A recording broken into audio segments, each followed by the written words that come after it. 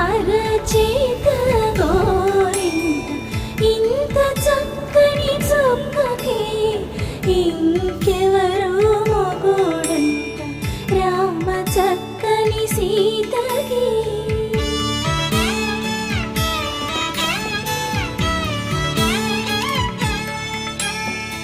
ఉడతవి పునవేలు విడిచిన పుడమియల్లుడు రాముడే